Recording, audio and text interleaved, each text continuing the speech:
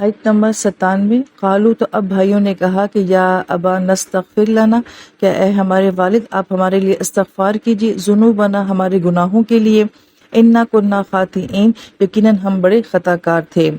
اس آیت کے ضمن میں تفسیر میں یہ بات بھی ڈسکس کی جاتی ہے کہ کیا اب بھائیوں کو واقعی ندامت ہو گئی ہے یا یہ وقتی جو ہے ساری سچویشن کی وجہ سے معافی مانگ رہے ہیں۔ یہ سب جو ہے وہ آپ تفسیر میں پڑھتے ہیں، کیونکہ دو طرح کی رائے بہرحال پائی جاتی ہیں۔ ایک رائے کے مطابق تو یہ ہے کہ بھائی جو ہیں ان کو اپنی غلطی کا احساس ہو گیا تھا، انہوں نے معافی مانگ لی تھی، ایون یہ کہ بعد میں ان کو بھی جو ہے بڑا اعلیٰ مقام دیا گیا تھا۔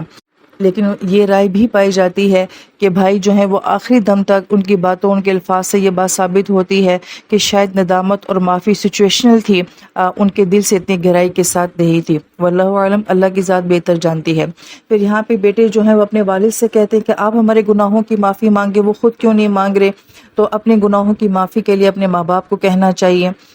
اس کی دلیل نبی علیہ السلام کی حدیث مبارکہ ہے، جس کا مفہوم یہ ہے کہ ایک شخص سے غلطی ہو جاتی ہے تو آپ علیہ السلام فرماتے ہیں کہ جاؤ کہ اپنی والدہ سے کہو وہ تمہارے گناہ کی معافی مانگے، اور وہ یہ کہتے ہیں کہ میری والدہ زندہ نہیں ہے، تو پھر آپ علیہ السلام فرماتے ہیں جاؤ تو اپنی خالہ سے کہو اگر وہ زندہ ہے کہ وہ تمہارے گناہ کی معافی مانگے۔ تو گویا کہ ماں باپ سے جو ہے اپنے گناہوں کی معافی کے لیے کہنا چاہیے کہ ان کی دعائیں جو ہوتی ہیں وہ آپ کے لیے بہت خالص ہوتی ہیں، اللہ تعالیٰ قبول فرماتے ہیں۔ اور پھر دوسری بات ہے کہ یعقوب علیہ السلام محض ان کے والد تو نہیں ہیں، وہ نبی ہیں، اور ظاہری بات ہے نبی کی دعا تو بہرحال قبول ہوتی ہے، تو اس لیے انہوں نے اپنے والد جو کہ نبی ہیں ان کو دعا کے لیے کہا۔ اور ضمناً یہ بات بھی بیان کی جاتی ہے کہ انسان کو اپنے گناہوں کے لیے دوسروں سے بھی کہنا چاہیے کہ وہ ہمارے لیے معافی مانگے، کہ مومن کی دعا مومن کے لیے قبول ہوتی ہے، تو گویا کہ ایک دوسرے کو اپنے لیے گناہوں کی معافی کا کہنا چاہیے۔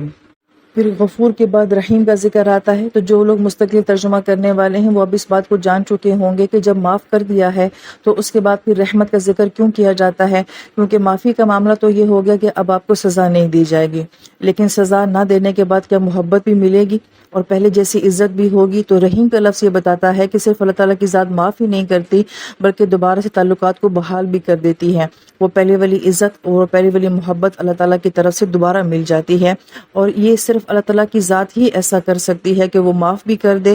اور آپ کا معیار بھی برقرار رکھے۔